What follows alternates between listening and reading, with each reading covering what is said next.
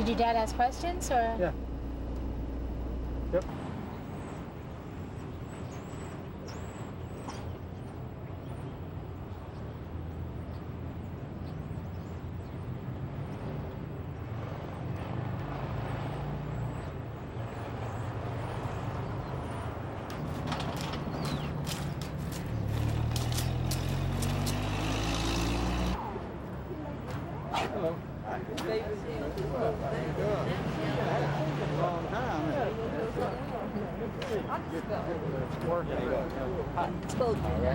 Feels good. Yeah? Feels real good. I mean, everything is like ours. Yeah. Yes. We got it down packed. I mean, D shift last night, voting, it was great. We had everything, we had everything going on. Votes was good, people looking good, confidence was high. Only thing we worried about now, 9 o'clock. Waiting on C shift, 9 o'clock. That's all it takes. 9 o'clock and that's it. And we'll be a union town. Yeah, we will. How much will those vote no t-shirts sell for? Tomorrow they'll probably go for a nickel because they be done lost. Might still give them away free. All right. All right, Gene, we're working on you now. Okay. We're waiting on you. Okay. Waiting on you. Are you ready? 30 minutes. You going on up there? That's right. Okay. Okay. All right. Good luck. Knock him out. Let me talk to my man. Let's knock him out, y'all. Knock him out, Gene. Okay. Take him down. Go ahead. They would not tell me to work right there. No, no. Yeah, let me go. All right. Union time. There it is. Union time. Over there. There goes the challenge vote. Why did y'all challenge me? Why? Because we're the working supervisor. Bobby either on a meeting or whatever. He's in charge until Bobby get back. Get him, Jay. All right. Right there. I made sure he would stop. No, hey.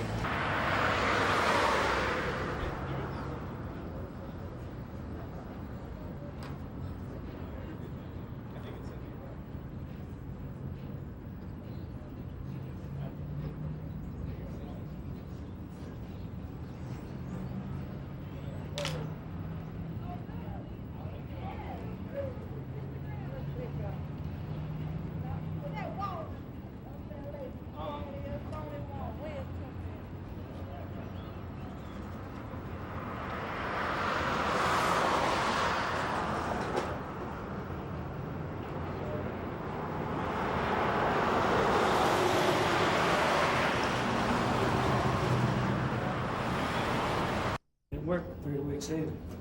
Where was that? Somebody stand over the whole time. I was there, and it wouldn't make me 5 cents an hour. Went to work in another place making 4 cents more an hour. Really didn't help none. Where was that? Thomas Field, Georgia? chair packer. Thomasville, Georgia? Oh, Thomasville, North Carolina. That's been a while back.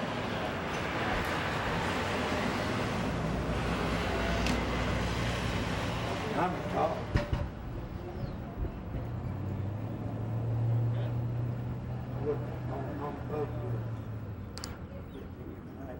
Thank you.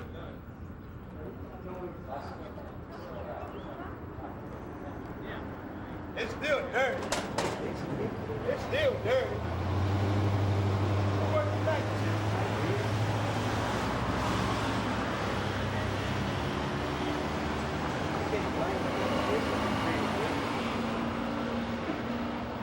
Yes, you got that. It's turned over all the time. I come from Winston-Salem. I know what happened to Reynolds there. There's no local people in it anymore. I'm fixing to move.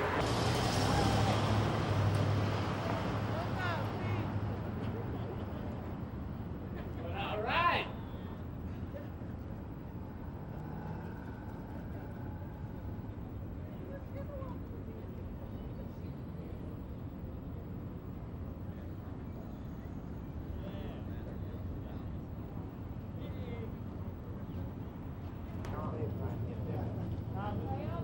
gonna be Union time. All right.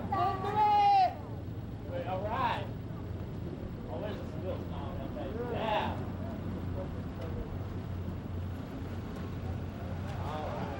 All right. Gonna be counting this evening. Yeah, we will. All right. All right. Yep. All right.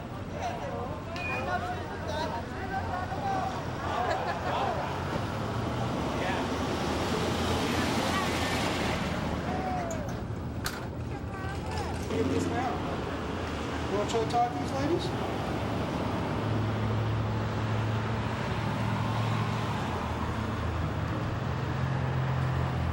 She got that whole bunch.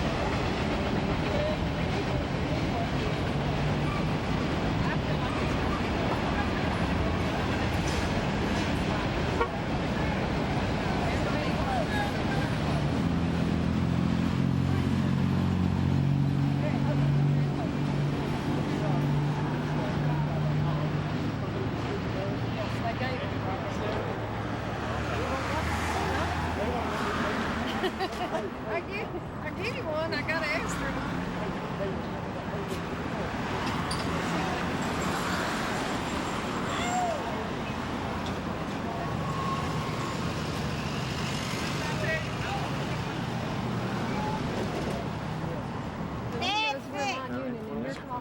He comes across the street.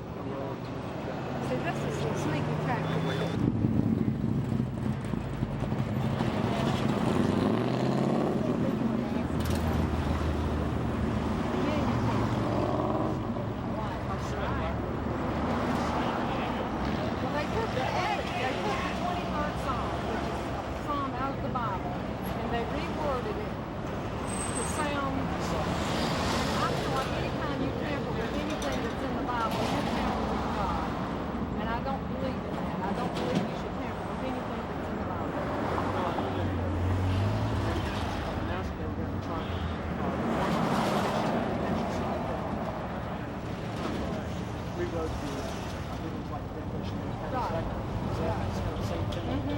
Same type of thing.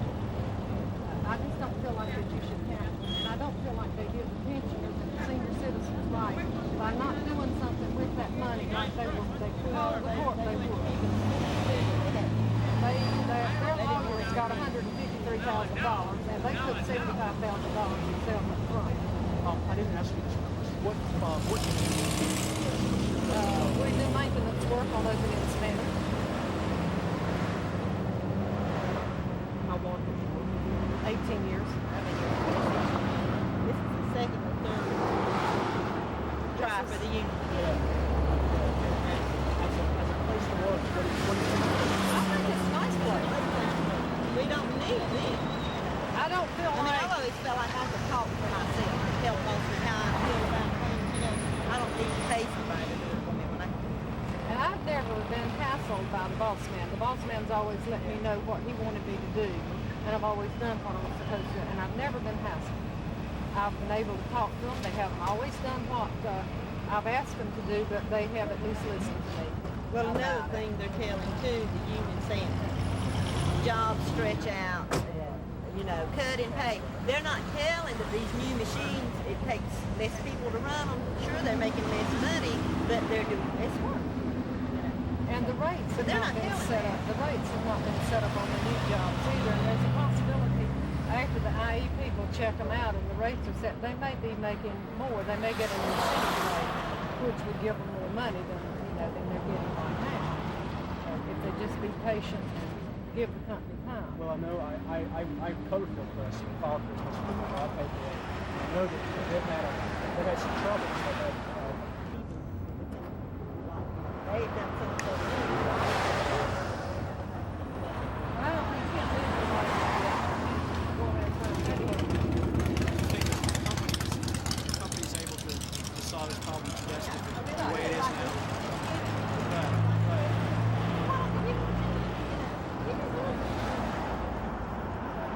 And then, like you said, and the last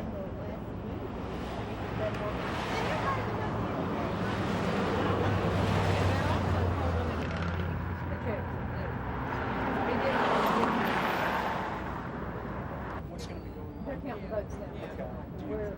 We were zealous, so we didn't get to see it. I don't know, but I was told that it was worded to meet the needs of the union. They worded it like they wanted to.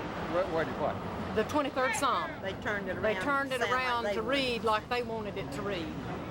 And I don't think you ought to do that. I don't think you ought to tamper with the Bible. It tells you not to change one dot or one tittle in the Bible. And I don't think that it's right to change God's Word to suit your own needs. I didn't read it, I didn't see it, but what I've heard, it was changed to suit their needs. And how do you feel about the union coming into a town that hasn't had a union since 1934? We don't need. I don't feel like we need them. We've seen evidence that they have not done anything in any of the other plants that they were in. Fieldcrest Mill doesn't have anything that we have other than union dues. In fact, we were told by one of the big boss men that Fieldcrest Mill doesn't have as good a rates and working conditions as we do. The Have a lot tension of is confusion bad. and stuff. People that were friends for years and years no longer speak, and it's happened all since the union came in. A lot And of I that's don't- happened here since I don't- they've been trying to get in. I don't People feel like turning they can against help each other. us, And all. really. They haven't helped anybody else. So why should people think they're going to come in here and help us? Has there ever been a union here? No, well, yeah. Yes, back Years in the ago. early 30s, there was a union here. And I learned it from my parents that Mr. Cannon closed the mill down to keep the union, they were in and get rid of them. He closed the mill down. Did your parents ever tell you about the National Guard being here and all of that? No. Now, my mother said that she remembered when Mr. Cannon closed the mill, but she didn't elaborate on whether the National Guard was here or anything. And so that's just what I learned Well, from her. we're doing something on the early days of the textiles, and of course Mr. Cannon figured very largely there. Right. So could you just give us a thumbnail sketch of your impression of Mr. Cannon? Well, from what I knew of Mr. Cannon, he was a nice person. He cared for his He workers cared for and his workers. And my mother was dietitian at Mariella Hall, and he came down there to eat, and she said he was a fine person. She thought a lot of him. I didn't work for Mr. Cannon. I only came here 18 years ago, and I didn't work for him very long, but from what I know about him, I thought he was a nice person. What about the relationship between Mr. Cannon and these new people who've taken over? They haven't been able to be the same kind of father figures.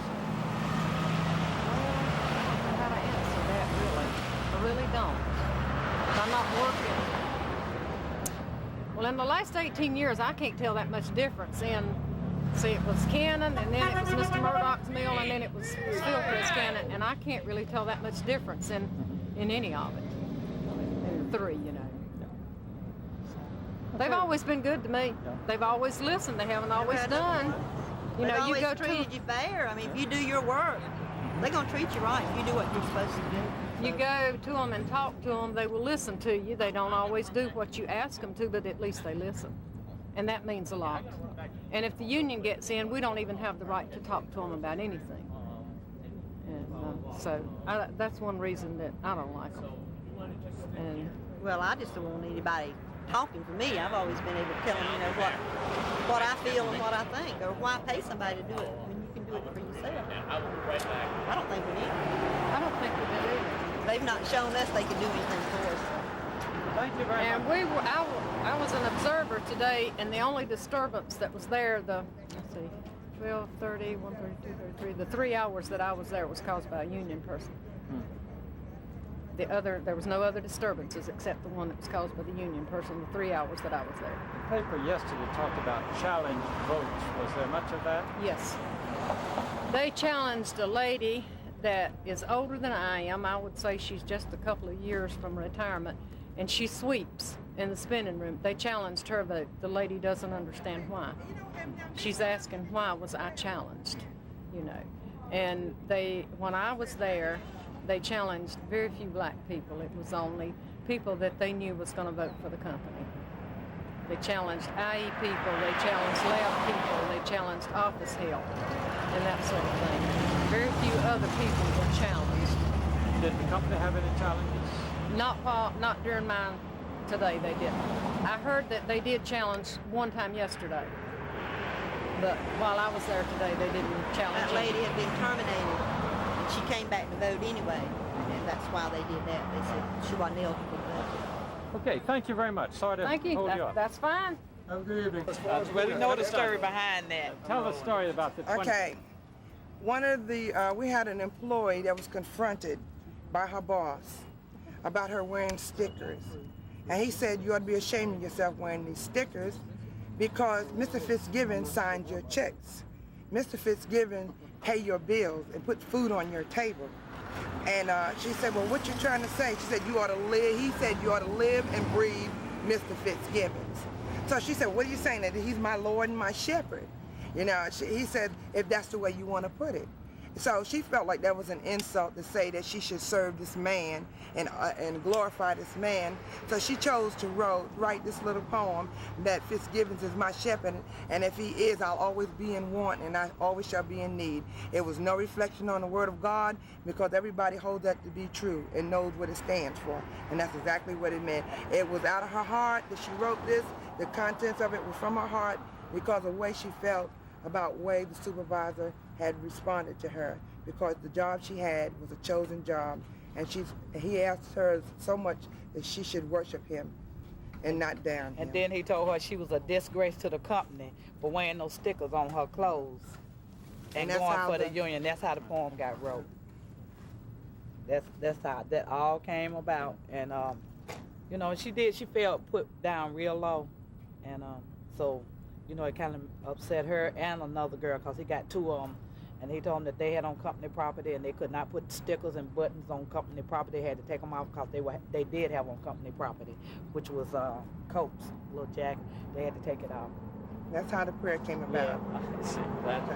Yeah, that's how that. The union didn't have anything to do with that, so she wanted to remain anonymous to keep from being harassed. Yeah. And that's why wasn't no name put up on it and no department or anything else. That was not done by the union. That was done by an individual whose feelings and integrity and respect she did have for this supervisor at one time, and she lost it by what he had told her, and that was from her heart, and that's the way she felt. We were asking those two women about challenges. They said that the union had challenged a number of people, that the company hadn't challenged any votes. Were you observers? I was. She was. Tell us about that. We chose to challenge people that we knew that was in management supervision capacity, and that was the only people we challenged. anybody that came through that line that was a supervisor or a manager, their votes were challenged because they were not supposed to be included in this election. This election was exclusively for employees only, not for the management team. And if they tried to intrude in it in any shape, form, or fashion, we stopped them and we challenged them. Okay, good. Those are the 2 points that I think we want. Yeah. Okay. You know, we've been going all around the South interviewing actually retired textile workers that have been involved in union tribes for the past 50 years. And one of the things that they felt most proud of was the fact that they challenged the structure and they broke through fear. Right. Yeah. Win or lose. Yeah, win or lose. And I mean, maybe you could talk about that and what you've seen in the last, 10 weeks? Well, this is the South. And it takes the South a little longer to open their eyes than it took the North. And this has been since history has began. I see in the South that they don't want to change. You know, they get comfortable in their situations and they make excuses for their situations. They get kind of settled in what they have, they accept it. They don't look for better, they just accept what they already got. And count it as a blessing and not look at it as if that there's more out there for them to be blessed with. Now, this lady was talking about Mr. Cannon and how much her mother loved Mr. Cannon and all that. Did you ever work with Mr. Cannon? I did. Could you talk about that and how your parents felt? Well, when you work for the Cannons, it was a lot better than it is now. I mean, you know, then everybody, the jobs was production. You could make your money. You didn't have a lot of static and stuff like you have now. And they would listen at you a little bit better. I mean, you know, you got better respect then. And people now don't get any respect. You can ask a question, I'll get back with you later, or I'll find the answer. And the next day or the later never comes, you know. And you still standing here waiting on somebody to give you an answer and respect. And the bad part about it, you have elderly people in here, and they like in their late 50s, early 60s, and you got a little teeny bopper walking around here, 20-something years old, a little boss man. He gonna holler at this old person and treat them like they're a dog instead of, you know, trying to treat them with some kind of respect and dignity, because these people work every day. These kind of people don't stay out, they dedicate their job, they do their job, they don't have no problems out of it, but they get treated worse than the people that, I don't care if I work or not, you know? And it's bad to treat somebody like that, you know, like you say, one day we all gotta get old, you know? A lot of people fail to realize that Charlie Cannon built this town, that he built these mills and he built the mill homes for his people to live in, that he tried to be a good businessman and a good man of the people. But we wanted the people to realize that Charlie Cannon is dead and gone and buried. We no longer work for Charlie Cannon. We carry the name of Cannon. We don't even carry the name of the Cannon family anymore. That's the name of Cannon. We work for Fieldcrest. And they need to put it in their head and in their heart that they work for Fieldcrest Cannon and not for Charlie Cannon, because the man is dead and gone. We love him, we respect him, he's gone on.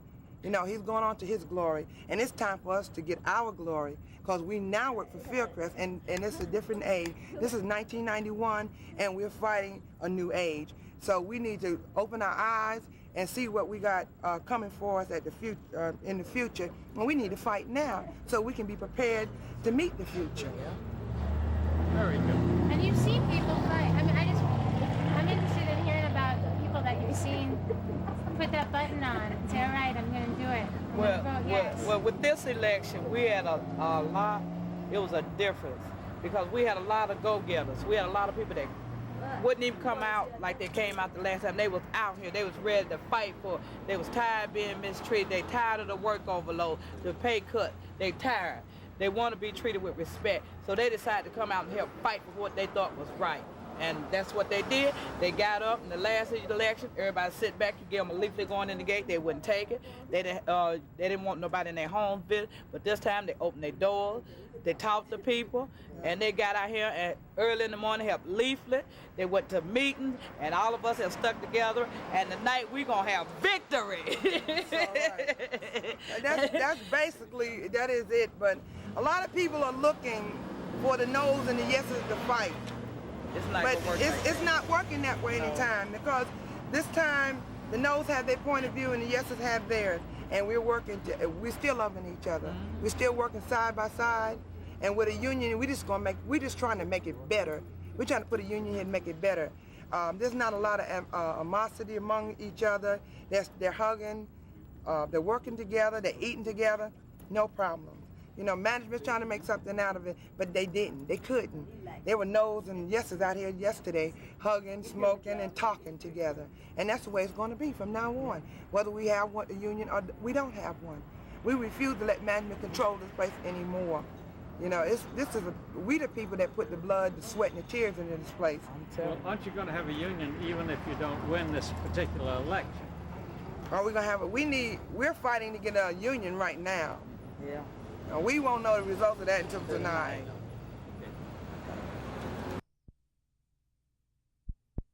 I got confidence and you know, that this is the way it is. How do it?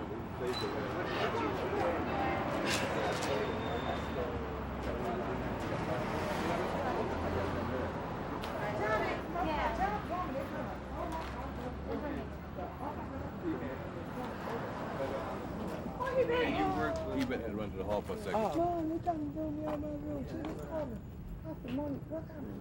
She said, no, I don't know what it is. So they overbooked it, and they don't have enough room in the upstairs. They're trying to take people's keys and stuff. Approximately. He's not old. He just fresh out of college. I don't know. Fresh with a pencil. Have never rolled his sleeves up and touched the thing.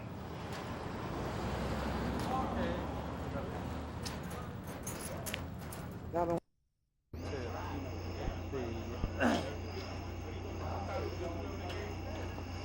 To the front. At the council, you get one observer, you get one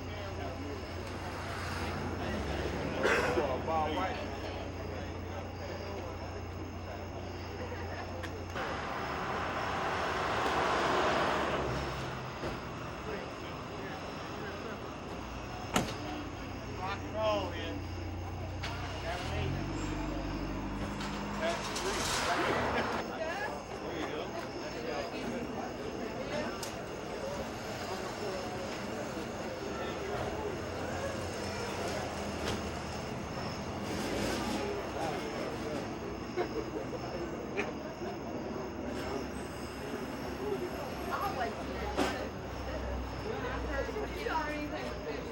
This man's shirt.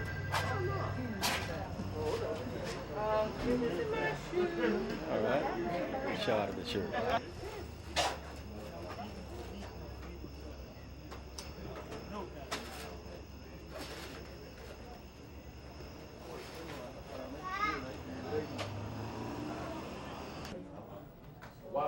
If he's got a pink pass to get in, he can get in.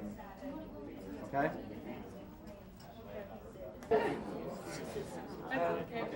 Oh, it is. I don't think we couldn't. Yes, Oh, no. I got it. So I can,